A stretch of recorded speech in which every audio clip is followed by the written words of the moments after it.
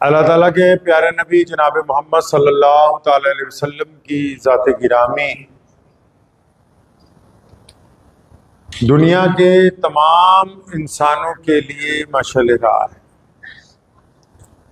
اللہ کریم نے اپنے نبی علیہ الصلوۃ والسلام پر جو قرآن پاک کا نزول فرمایا،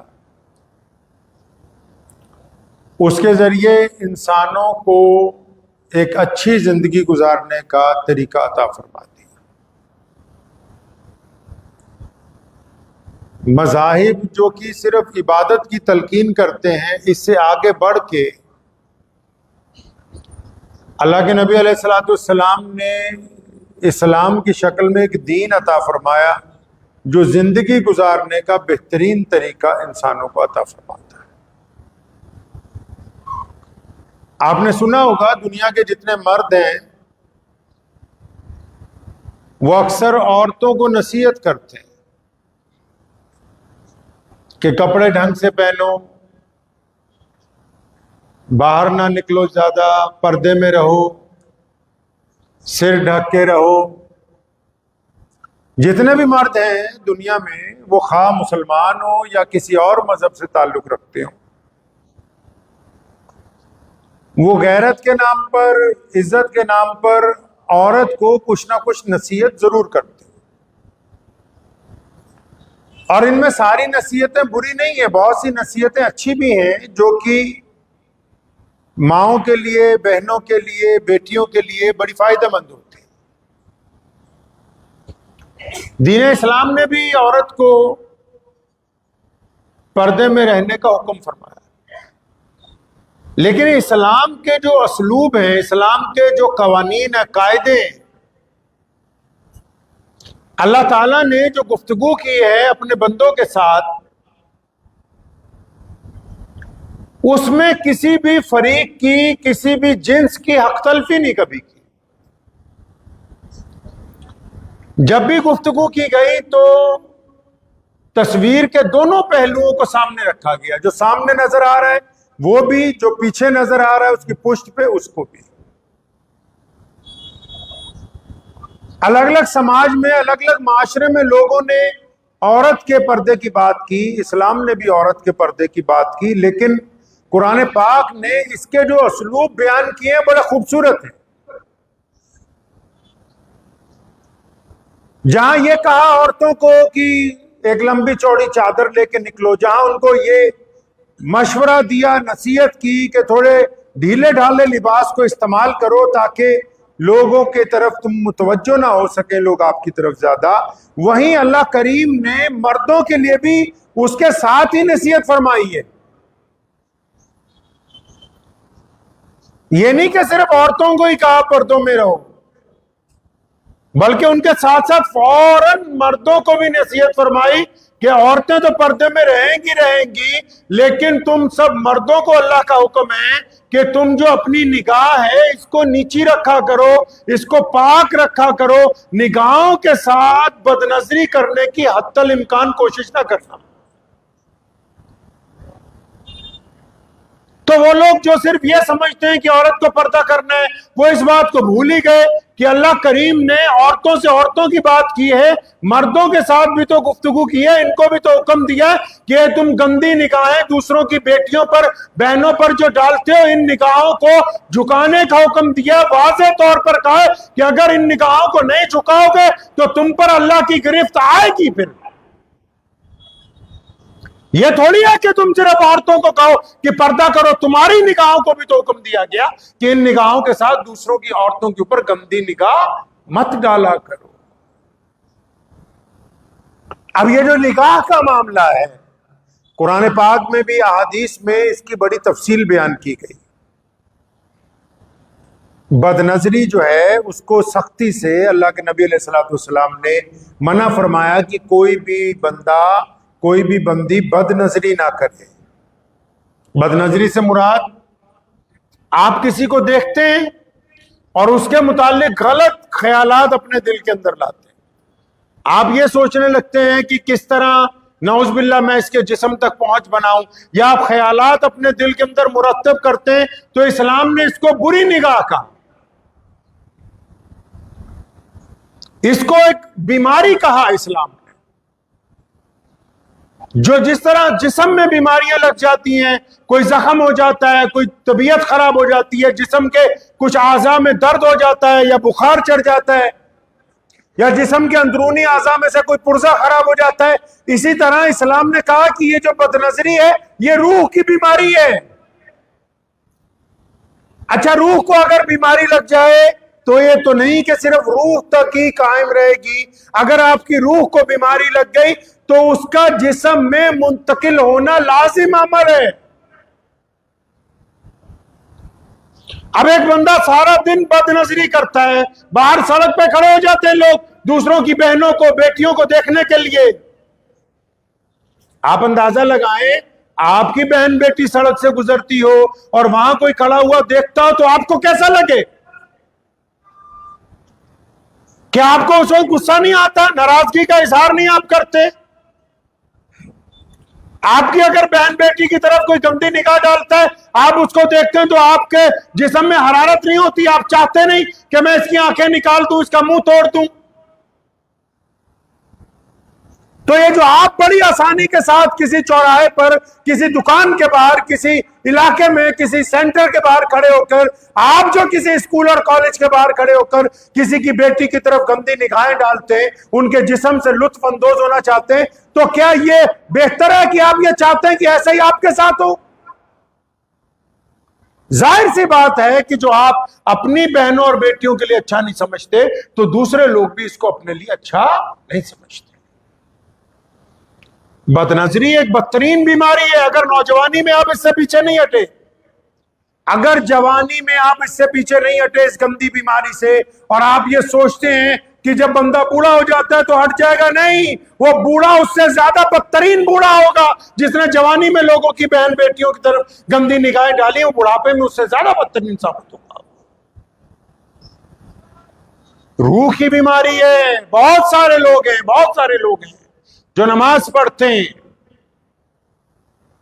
جو غیر مسلم لوگ ہیں وہ بھی دھیان سے، تو بہت سارے لوگ ہیں آپ میں جو اچھا کام کرتے ہیں، جو غریبوں کو کھانا کھلاتے ہیں، جو یتیموں کی خبرگیری کرتے ہیں، جو لوگوں کو کپڑے بانٹتے ہیں، جو محتاجوں کی ضرورتیں پوری کرتے ہیں، پھر وہ دعائیں بھی کرتے ہیں کہ ہمارے رب، ہمارے خدا ہمیں فلاں چیز مہیا کر دے، ہمارا فلاں دکھ دور ہو جائے، لیکن وہ دعا کبھی قبول ہوتی ہی نہیں. کیوں؟ کیونکہ یہ جو بندہ نیکی کے عمل کرنے والا ہے لیکن اس کی نگاہ گندی ہے، یہ اپنی نگاہ دوسروں کی بیٹیوں پر گندے طریقے سے ڈالتا ہے، یہ اپنی نگاہ دوسروں کی بیٹیوں پر گندے طریقے سے دیکھتا ہے، تو جو اللہ کی ذات ہے، جو خدا کی ذات ہے، وہ گندی نگاہ والے کو اپنا دوست کبھی نہیں رکھتا ہے. اس نے بھی پروٹوکول طے کیے ہیں. ہم کہتے ہیں نا، دوست ہمارا ہو، بڑھیا ہو، ٹیلنٹڈ ہو، کوئی رئیس آدمی ہمارا یار بن جائے، کوئی عہدے دار ہمارا یار بن جائے، کوئی رشتہ دار ترقی کر جائے، ہم رشتے نکالنے لگتے ہیں اس سے. اللہ تعالیٰ نے بھی طے کیے ہیں، پروٹوکولز طے کیے، ماپدنڈ بنائے اس کے کون لوگ ہوں گے جو خدا کے دوست ہوں گے. ٹھیک ہے، لوگوں کو کھانا کھلانا اچھی بات ہے، کپڑے بانٹنا اچھی بات ہے، غریبوں کی مدد اچھی بات ہے، لیکن اگر وہ ان نیکیوں کے ساتھ کسی کی بہن اور بیٹی پر گندی نگاہ ڈالتا ہے، اس سے زنا کا ارادہ کرتا ہے، اس سے بدخلقی کا ارادہ کرتا ہے، گرچہ وہ اس تک نہیں پہنچ سکتا لیکن اللہ کو اس کی یہ گندی نگاہ نہیں پسند ہے، یہ جتنی مرضی دعائیں کرتا رہے، اللہ اس کی دعا کو قبول نہیں کریں گے.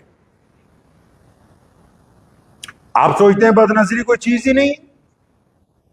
جو لوگ یادداشت چاہتے ہیں ہماری اچھی ہو جائے، جو لوگ قرآن حفظ کرتے ہیں، جو لوگ مسجدوں میں بیٹھے قرآن پڑھ رہے ہیں، یا جو لوگ چاہتے ہیں کہ ہم ایم اے کر لیں، بی اے کر لیں، فلاں ڈگری لے لیں، U P S C crack کر لیں،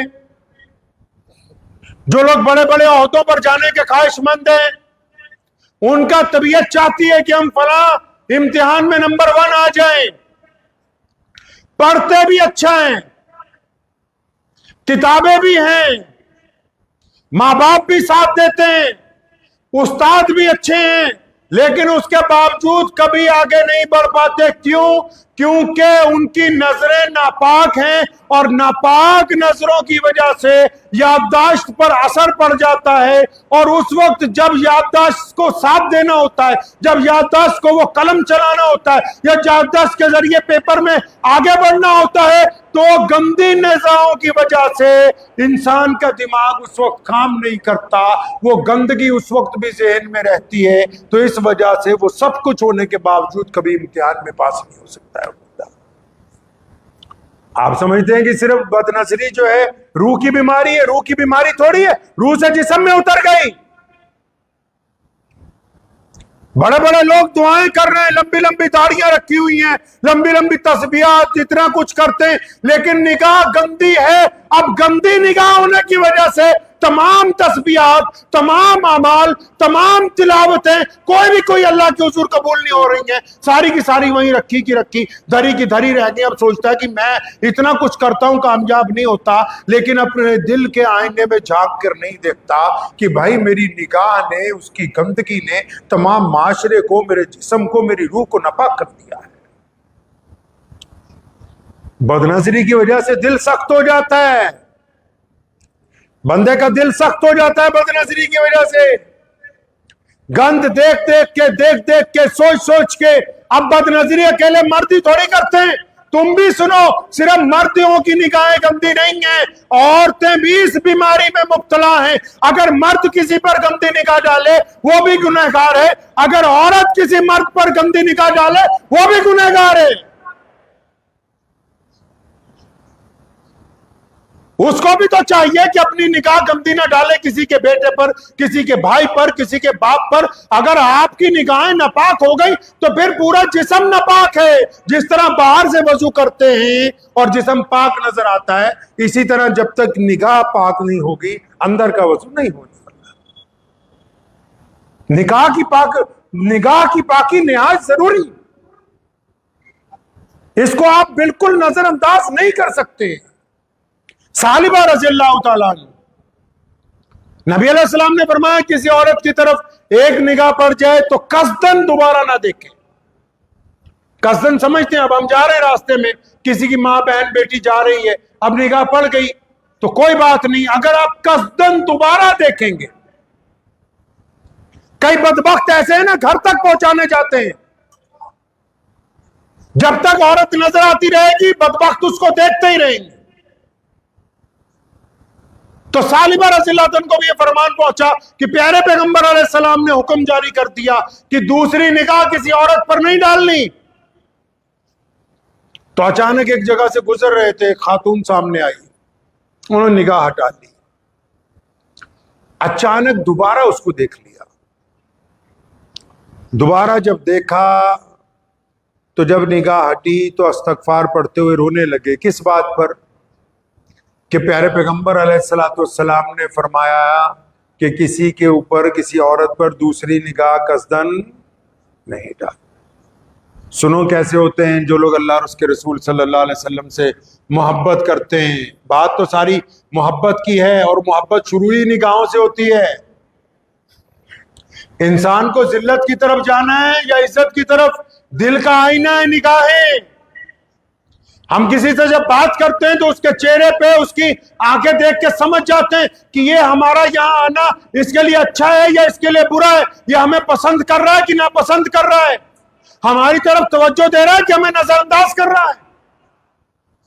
آنکھیں انسان کے دل کا آئینہ ہے، اس کے دل کا حال بیان کرتی ہیں وہ کہ بندہ کہتا کیا ہے. چاہے وہ زبان سے نہ بھی بولے، ہم لوگ اس کا چہرہ اور آنکھیں دیکھ کے سمجھ نہیں جاتے کہ ہمارے آنے پہ منہ بنا لیا، یا ہمارے آنے پر خوشی کا اظہار ہوا، ہمارے آنے پر آنکھوں میں چمک آ گئی، یا ہمارے آنے پر آنکھوں سے آنکھیں ملا ہی نہیں رہا. آنکھیں تو انسان کے دل کا آئینہ ہے بھائی. اب نبی علیہ السلام کے صحابی نے رونا شروع کر دیا. روتے روتے مدینہ المنورہ سے باہر نکل گئے. کس بات کا غم لگ گیا؟ کہ پیارے پیغمبر محمد علیہ السلام نے فرمایا کہ کسی عورت کی طرف دوسری نگاہ نہیں ڈال. چلتے چلتے جنگل میں پہنچ گئے، رو رہے ہیں. رات ہو گئی، دن گزرنے لگے. کہاں؟ یہاں 1 مہینے کی غیر حاضری ہے مدینہ منورہ میں، نبی علیہ السلام نے پوچھا بھی کہاں ہے؟ تو کسی نے کہا یا رسول اللہ صلی اللہ علیہ وسلم وہ تو آج کل مدینے میں ہوتا ہی نہیں، فلاں جنگل میں ہے، اور جب بھی کوئی ملا ہے تو بس سالبہ رو رہا ہے، بتاتا بھی نہیں کچھ کیا ہوا۔ باقاعدہ 2 صحابہ بھیجے گئے، پوچھا بات کیا ہوئی؟ انہوں نے پوچھا بات کیا ہے سالبہ، اب اتنا غم کس بات کا ہے؟ فرمایا میں کیا غم نہ کروں کہ محمد رسول اللہ نے منع فرما رکھا ہے کہ کسی کی بہن اور بیٹی کی طرف دوسری نگاہ نہیں پڑنی چاہیے قصدن، اچانک دیکھ لیا تو کوئی بات نہیں، قصدن نہیں پڑنی چاہیے۔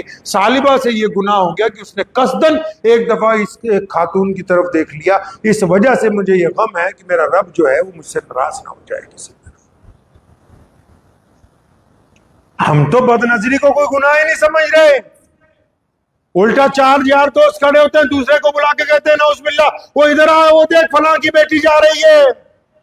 ارے بدبختو، اس بیماری کی وجہ سے تمہارے پر خدا کا عذاب آنے والا ہے، اس بیماری کی وجہ سے تمہیں بیماریاں لگ جائیں گی، اس بیماری کی وجہ سے کاروبار تباہ ہو جائے گا، اس بیماری کی وجہ سے صحت برباد ہو جائے گی۔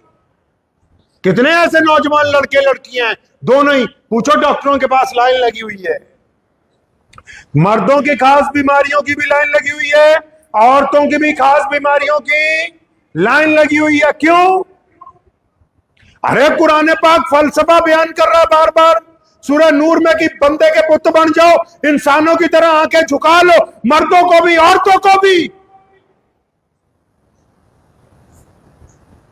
بار بار اللہ تعالیٰ کہہ رہے ہیں کہ صحیح طرح کی زندگی گزارو، رسول اللہ بار بار کہہ رہے ہیں کہ 2 جبڑوں کے درمیان جو تمہاری زبان ہے، 2 ٹانگوں کے درمیان جو تمہاری شرمگاہ ہے، اس کی حفاظت کرو تو میں تمہیں ضمانت دیتا ہوں دنیا اور آخرت میں کامیابی کے لیے۔ اور یہاں دیکھو لائنیں لگی ہوئی ہیں، ڈاکٹروں کے پاس جاؤ لائنیں لگی ہوئی ہیں، دوائی لے لیجئے، عورتوں کی خاص بیماریاں، مردوں کی خاص بیماریاں۔ بیماری آ کہاں سے رہی ہے؟ بیماری کے آنے کے اوپر توجہ کیوں نہیں دیتے؟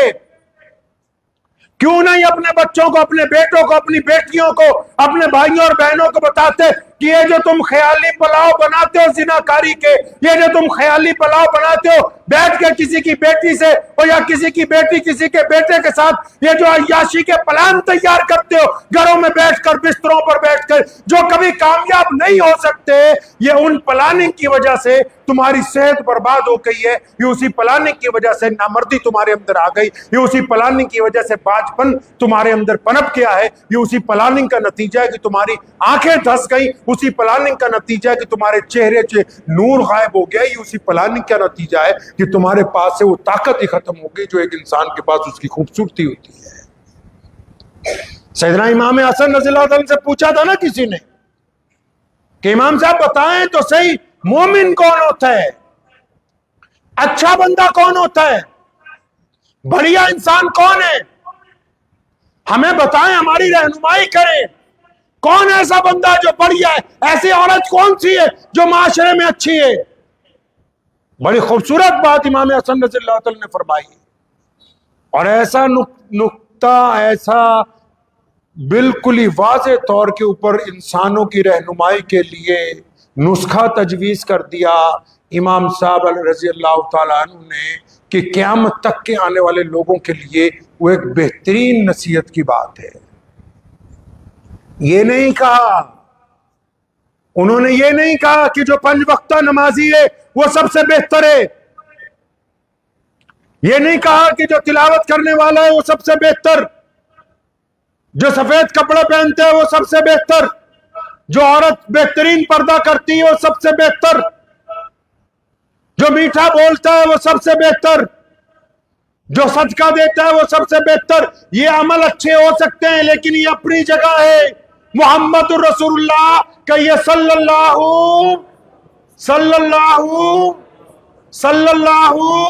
آواز نہیں آئی، صلی اللہ، محمد الرسول اللہ صلی اللہ علیہ وسلم کے نواسے امام حسن فرماتے ہیں کہ کان کھول کے سن لو کہ بہترین مرد، بہترین عورت، بہترین بیٹا، بہترین بیٹی، بہترین کاروباری، بہترین نمازی وہ ہے جو ظاہری طور پر اچھا نظر آتا ہے، اس کو ہم بہترین نہیں کہتے۔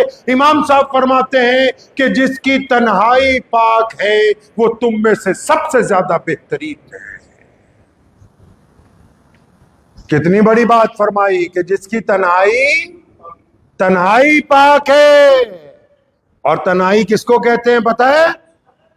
جب بندہ رات کو بستر پر اکیلا ہوتا ہے، اگر کبھی بندہ اکیلا ٹرین میں سفر کر رہا ہو، سو رہا ہو، اگر کبھی بندہ اکیلا کہیں بیٹھا ہو، اگر کہیں بندہ اکیلا اپنے گھر میں ہو، اب وہ جب اکیلا ہے تو کیا سوچتا ہے؟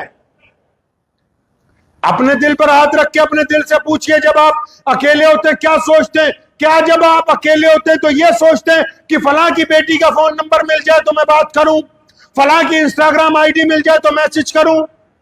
کیا آپ یہ سوچتے ہیں کہ فلاں کو موقع مل جائے میں 10,000 کی اس سے ٹھگی مار لوں؟ کیا آپ یہ سوچتے ہیں فلاں گھٹیا مال مل جائے زیادہ پیسوں میں بیچ دوں؟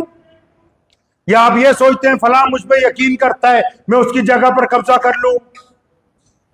آپ کیا سوچتے کیا ہیں جب آپ تنہا ہوتے ہیں؟ آپ جو سوچتے ہیں آپ وہی ہے؟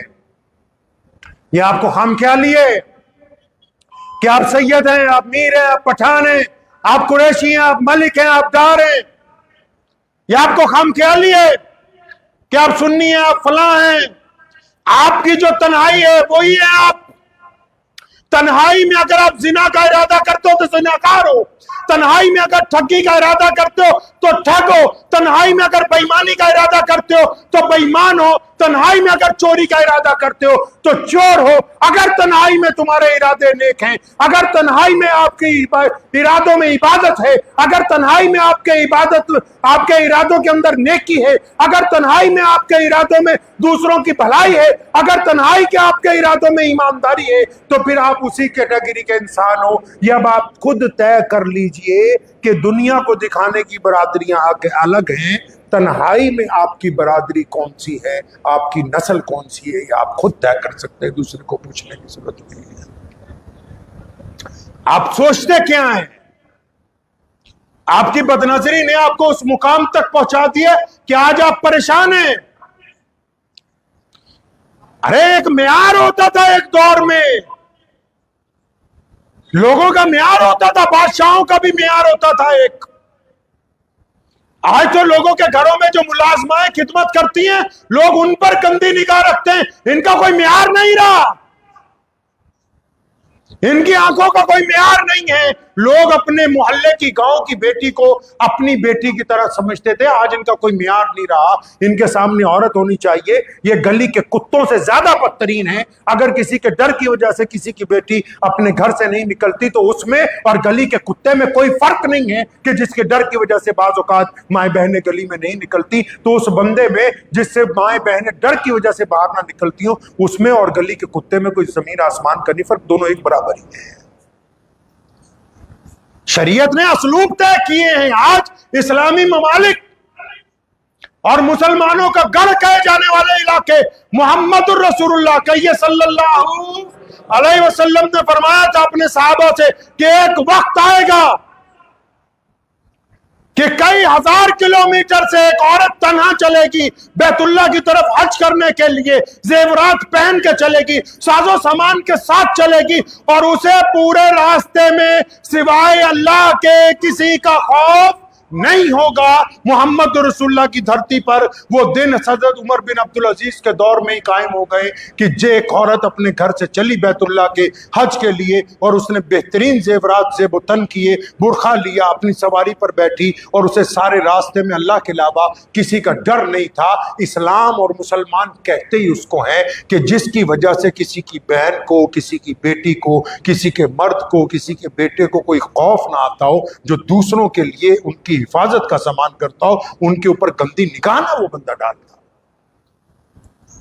مرد بھی تو اسی کو کہتے ہیں، یہ مرد تھوڑی ہیں چھچورے جو سڑکوں پر کھڑے ہو کے دوسروں کی بہنوں بیٹیوں کو دیکھ رہے ہیں، بدخلق لوگ ہیں یہ، اور ان کے لیے عذاب کا سخت حکم ہے۔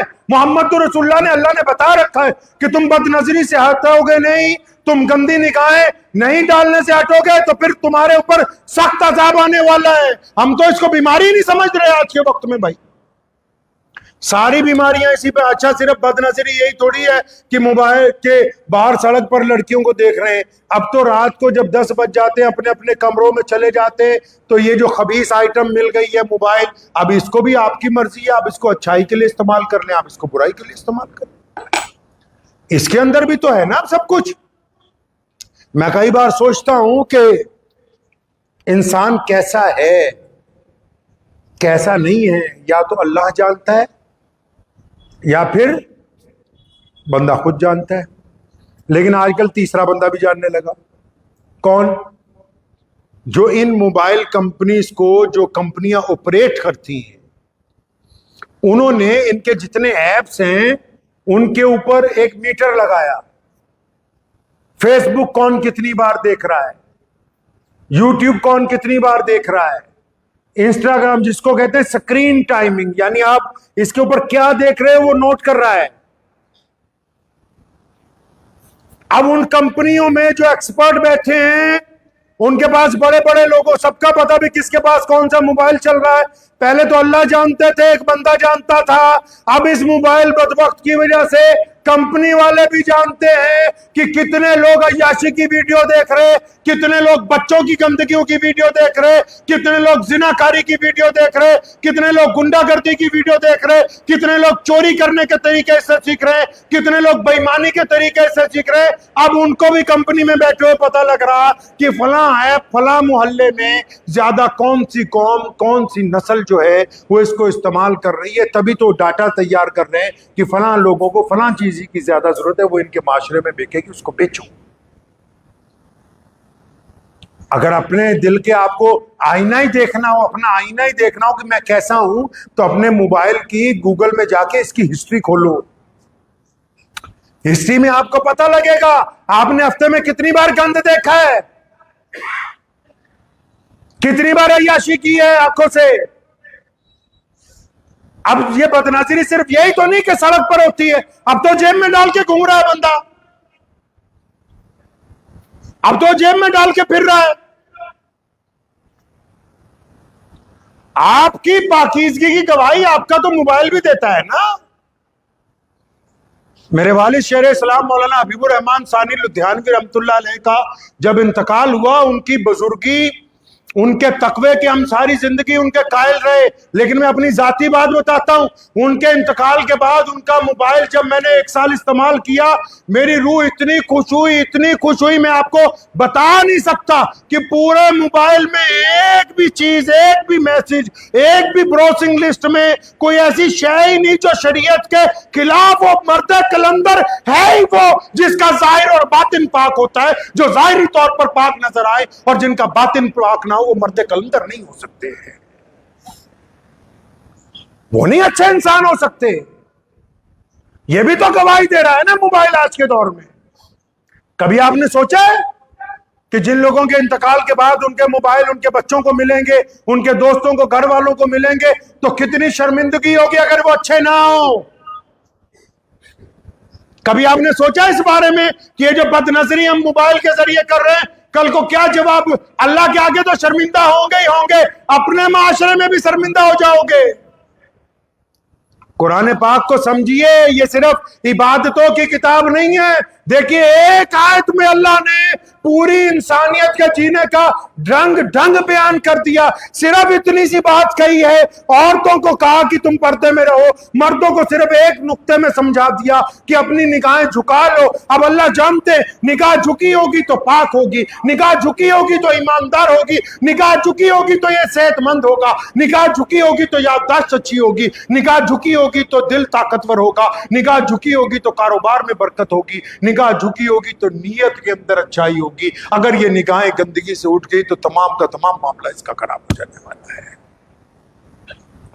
جھکا کے رکھیں گے انشاءاللہ، اپنی اپنی نگاہ کو جھکا کے رکھنا ہے انشاءاللہ تعالی، اور دوسرے کی بیٹی کو اپنی بیٹی سمجھنا ہے، دوسرے کی بہن کو اپنی بہن سمجھنا ہے، نگاہ جب تک آپ کو یہ احساس نہیں ہوگا کہ بد نظری کی وجہ سے سب کچھ تباہ ہو رہا ہے، تب تک آپ نگاہ جھکانے والے ہیں نہیں۔ ایک میاں صاحب نے سمجھایا اپنے بچے کو کہ بیٹا نگاہ جھکا کے چلنا۔ کہنے لگا ابا کیسے؟ انہوں نے اس کو ایک پیالے میں دودھ دیا پلیٹ میں رکھ کے، فرمایا جا گھر تک لے جا دکان سے، لیکن یہ چھلکے نہیں۔ اب وہ لے کے گیا گھر تک تو کئی بار وہ چھلکا پلیٹ میں دودھ گر گیا، تو پھر آیا کہتا ابا چھلکتا ہے، کہتا ٹھیک ہے۔ تو انہوں نے دوبارہ دودھ پیالے میں ڈالا، پلیٹ پکڑائی اور اپنے غلام کو کہا درہ لے کے اس کے پیچھے پیچھے چلنا، جہاں دودھ چھلکے تو ایک درہ اس کے مارنا، جہاں دودھ چھلک جائے ایک درہ اس کے رکھنا فوراً۔ اب جب وہ چلا ہے تو گھر تک ایک بھی دفعہ دودھ نہیں چھلکا، کیونکہ ساری توجہ دودھ کی طرف سی کہ میرے اوپر عذاب نازل نہ ہو جائے۔ اسی طرح ہماری نگاہیں ہیں، اگر تو آپ کے دل میں اللہ کی محبت ہے، اگر آپ کے دل میں اللہ کا خوف ہے، اگر آپ رسول اللہ صلی اللہ علیہ وسلم سے محبت کرنا چاہتے ہیں، اگر نبی علیہ السلام کی محبت کا آپ اظہار کرنا چاہتے ہیں اپنی زندگی میں، تو آپ کو اپنی نگاہیں جھکا کے رکھنی ہوگی۔ پنجاب میں ایک بہت بڑے بزرگ گزرے، ان کا نام ہے بلے شاہ رحمت اللہ علیہ، سید تھے وہ، پنجابی زبان کے سب سے مشہور کوی بھی وہی ہیں۔ تو بلے شاہ رحمت اللہ علیہ وہ اپنے ان کے پیر ان سے ناراض ہو گئے تھے، وہاں سے نکل آئے تو لاہور میں کوئی عورت ان کو مل گئی ناچنے گانے والی، ان کے اڈے پہ لے گئی، تو وہاں کام تھا ان کے باورچی خانے میں کہ بھئی یہیں پہ کام کر دوں، تو نوکری وہاں پر اختیار کر لی۔ کئی سال بعد لوگ ڈھونڈتے ڈھونڈتے جب بلے شاہ کو وہاں پہنچے تو شاہ جی کو لینے کے لیے گھر والے آئے، تو انہوں نے اس عورت کو بتایا جس کی وہ مکان تھا کہ بھائی یہ تو بہت بڑا آدمی ہے، یہ سید ہے۔ تو اس نے بلے شاہ جی کو کہا کہ تو نے تو ہمیں کبھی بتایا ہی نہیں، لیکن تو سید کیسے؟ ہمیں تو پتہ ہی نہیں لگا، نہ تو ہمیں تو نظر ہی نہیں آیا، نہ تیرے کپڑے اتنے بڑھیا، نہ یہ نہ وہ۔ تو شاہ جی رحمت اللہ علیہ نے مختصر سی ایک بات کہی تھی، وہ تمام عورتیں زانوں پہ بیٹھ کے زمین پہ رونے لگی اور انہوں نے معافی مانگی۔ فرمائے بتاؤ کتنی عورتیں اس گھر میں رہتی ہو؟ انہوں نے کہا تو ہم تو سب کاروبار والی عورتیں 20-25 اسی گھر میں رہتی ہیں۔ انہوں نے کہا اچھا تم بھی، اور اپنی تمام لونڈیوں سے پوچھو کہ کیا کبھی کسی کو بلے شاہ کی آنکھوں سے آنکھیں ملی ہیں؟ ان سے پوچھو سب سے کہ اتنے سال ہو گئے یہاں مجھے کام کرتے ہوئے، کیا بلے شاہ کی آنکھوں میں آنکھیں ڈال کے کبھی بلے شاہ نے کسی سے بات کی ہے؟ ساری کی سارے رونے لگی، کہتی ہاں یہ بات بالکل سچی ہے کہ ہم نے کبھی تجھے اپنی طرف دیکھتے ہوئے ہی نہیں دیکھا، کبھی پتہ ہی نہیں لگا۔ انگلینڈ کی جو سب سے بڑی رپورٹر ہے ریڈلی ایون، وہ جب گئی تھی کابل میں، اس کو پکڑ لیا تھا، وہاں 1 سال کی سزا ہوئی، اور جب وہ واپس انگلینڈ پہنچی تو لوگوں نے اسے پوچھا کس طرح زنا ہوا، بدکاری ہو؟ کہنے لگے نہیں میں تو وہاں جا کے مسلمان ہوگی۔ کہتے کیوں؟ کہتے جن کی قید میں 1 سال رہی انہوں نے میری طرف کبھی آنکھ اٹھا کے دیکھی ہی نہیں۔ اس کی کتاب ہے ڈاٹر آف پیراڈائز، نیٹ پر پڑھ لیجیے گا، انہوں نے کبھی دیکھا ہی نہیں میری طرف آنکھ اٹھا کے۔ میں کپڑے اتار کے جب دھو کے فریش ہو کے ٹانگتی تھی تو میرے کپڑوں کو بھی کبھی نہیں دیکھا کہ ایک غیر محرم کی عورت کے کپڑے لٹک رہے ہیں۔ مسلمانوں تم محمد الرسول اللہ کی امت میں سے ہو، کون کیا کر رہا ہے اس سے مجھے کچھ نہیں لینا دینا، تمہاری نگاہیں کیا کر رہی ہیں یہ اللہ اور اس کے رسول کے نزدیک اہمیت رکھتی ہے۔ اللہ آپ سے دوستی کرنا چاہتے ہیں، محمد الرسول اللہ آپ کی شفاعت کے منتظر ہیں کہ آؤ گے کل قیامت کے روز تو رسول اللہ صلی اللہ علیہ وسلم تمہاری شفاعت کریں گے۔ تو ہمیں اپنے کردار کو بہتر بنانا ہوگا انشاءاللہ تعالی، بنائیں گے انشاءاللہ۔ دعا کیجئے اللہ تعالیٰ مجھے بھی اور آپ سب کو بھی اس کے اوپر عمل کی توفیق عطا فرمائے۔ وآخر دعوانا ان الحمدللہ رب العالمین۔